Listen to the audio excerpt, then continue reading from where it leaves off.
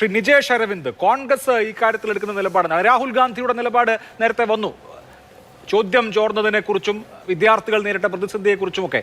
അതിനപ്പുറത്ത് ഒരു രാഷ്ട്രീയ ബന്ധവുമില്ലാത്ത, പ്രത്യേകിച്ച് രാഷ്ട്രീയ പാർട്ടികളുടെ, പരമ്പരാഗത രാഷ്ട്രീയ പാർട്ടികളുടെ ലേബലൊന്നുമില്ലാത്ത യുവാക്കൾ, അരാഷ്ട്രീയ മധ്യവർഗം എന്നൊക്കെ ആക്ഷേപിച്ചിരുന്ന ആളുകൾ സ്വമേധയാ തെരുവിലേക്ക് ഇറങ്ങുകയാണ്.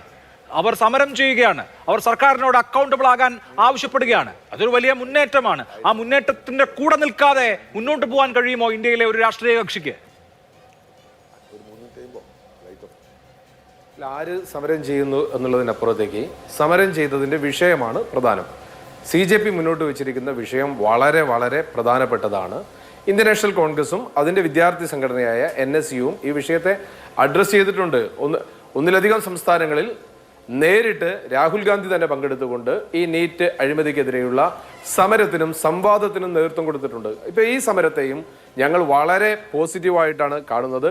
ഈ സമരത്തിന് പിന്തുണയ്ക്കുകയാണ് ചെയ്യുന്നത്. ഈ സമരം ആര് ചെയ്യുന്നു എന്നുള്ളതോ അല്ലെങ്കിൽ അതിന് ലീഡർഷിപ്പ് ഉണ്ടോ ഇല്ലയോ എന്നുള്ളതൊന്നും ഒരു പ്രശ്നമല്ല. ഇത് സർക്കാരിനെതിരെയുള്ള ഒരു പോരാട്ടമാണ്. ഇപ്പോൾ BJP പ്രതിനിധിയോട് നിങ്ങൾ ചോദ്യം ചോദിച്ചപ്പോൾ ഈ സമരത്തിന് ആധാരമായ വിഷയത്തെ പറ്റി ഒന്ന് സൂചിപ്പിക്കാൻ അദ്ദേഹം തയ്യാറുണ്ടോ? അദ്ദേഹം പതിറ്റാണ്ടുകൾ പിറകോട്ട് പോവുകയാണ്. അന്നത്തത് കണ്ടില്ലേ എന്ന് നമ്മൾ പഠിക്കേണ്ടത് BJP എന്ന് പറയുന്ന രാഷ്ട്രീയ പ്രസ്ഥാനം 80 മുതൽ ഈ 26 വരെ ഏതെങ്കിലും ഒരു ജനകീയ സമരത്തിന്റെ ഭാഗമായിട്ടുണ്ടോ?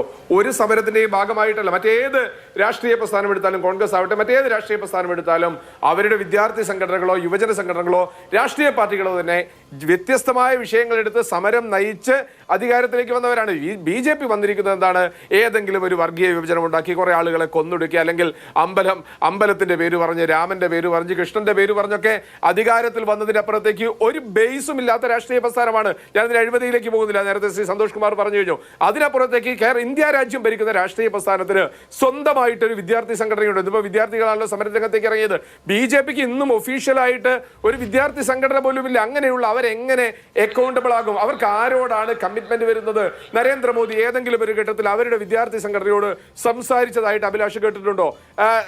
അമിത്ഷാ അവരുടെ വിദ്യാർത്ഥി സംഘടനയെ പറ്റി സംസാരിച്ചതായി കേട്ടിട്ടുണ്ടോ?